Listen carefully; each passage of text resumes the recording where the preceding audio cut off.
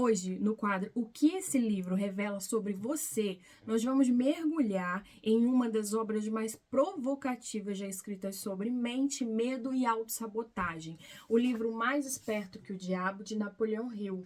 Mas antes de falar sobre esse livro, eu preciso falar de você. Você não escolheu essa leitura por acaso. Talvez você esteja cansado de começar e não terminar. Talvez você se sinta travado. Talvez exista um medo silencioso que você nunca conseguiu nomear.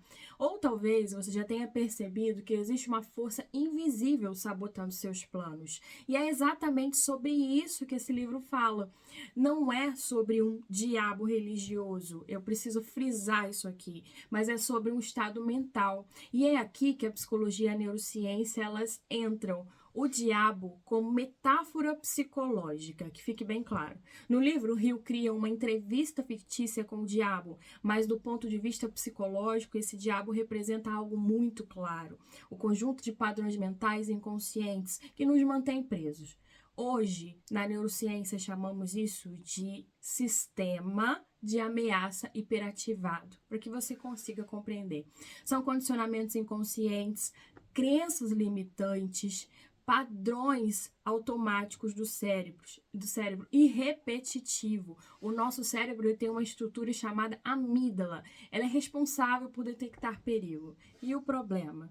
Ela não diferencia um leão real de uma rejeição social, por exemplo. Então, quando você quer crescer, mudar, se expor, seu cérebro reage como se estivesse diante de um risco de morte ou de um risco muito alarmante, né? E o diabo adora isso, porque ele se alimenta do medo, da procrastinação, da falta de direção, da vida no piloto automático. E Hill chama essas pessoas de derivantes, aquelas que vivem à deriva. Na psicologia, nós chamamos isso de um funcionamento automático. Você acorda, você trabalha, se adapta, sobrevive, mas você não escolhe, né? E talvez seja por isso que esse livro te chamou a atenção, ou essa capa desse vídeo.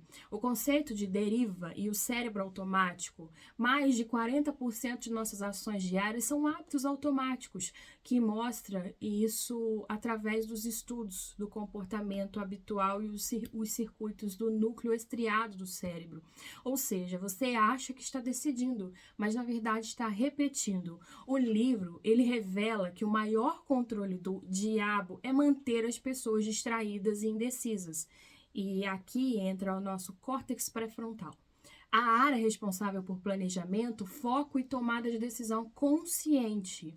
Quando você vive em ansiedade constante, excesso de estímulos, a rede social, por exemplo, o tempo todo comparação, medo de errar, seu pré-frontal perde a eficiência e você volta para o modo sobrevivência.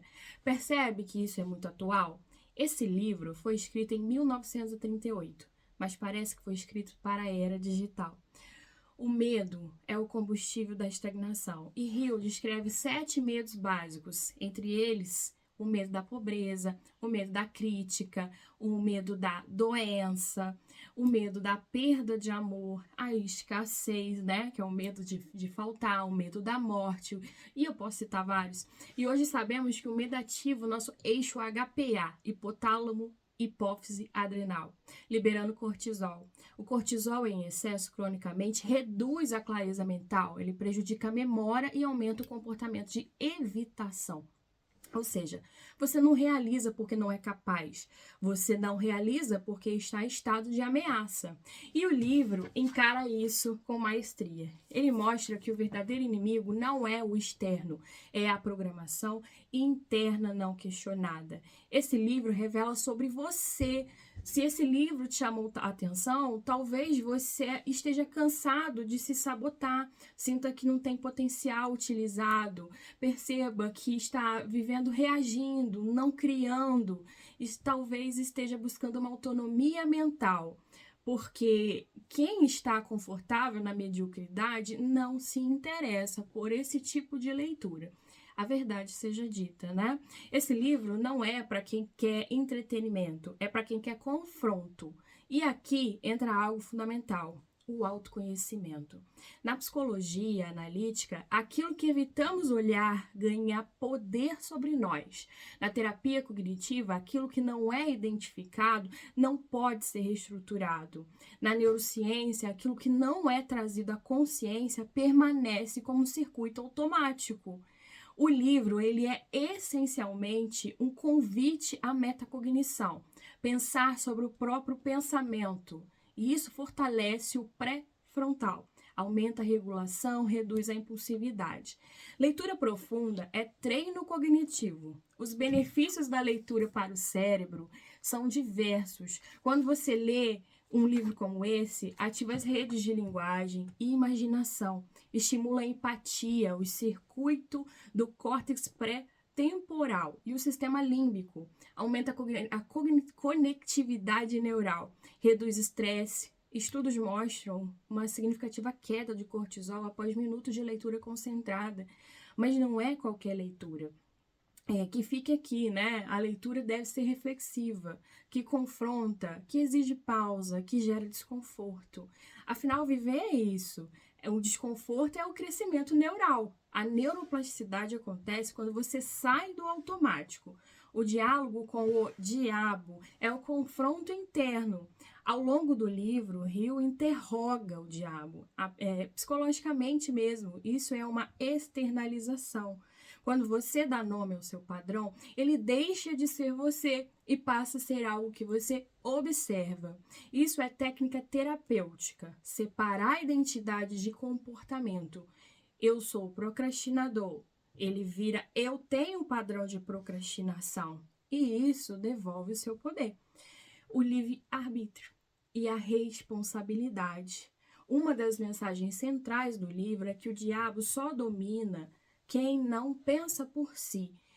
E aqui está algo duro. A autonomia exige responsabilidade. Não é confortável admitir que muitas das nossas limitações são mantidas por nós mesmos.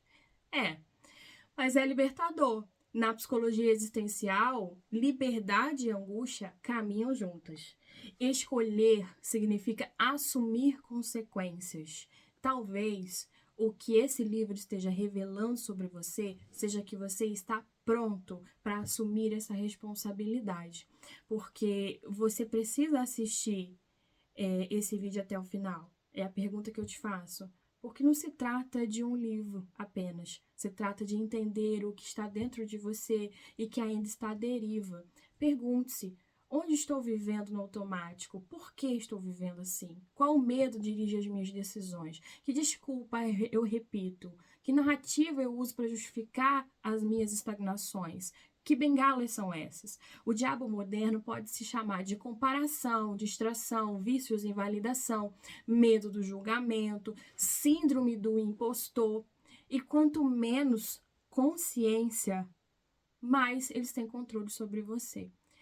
Do início ao fim, o que a obra constrói é que o livro te provoca, depois revela o medo que te controla.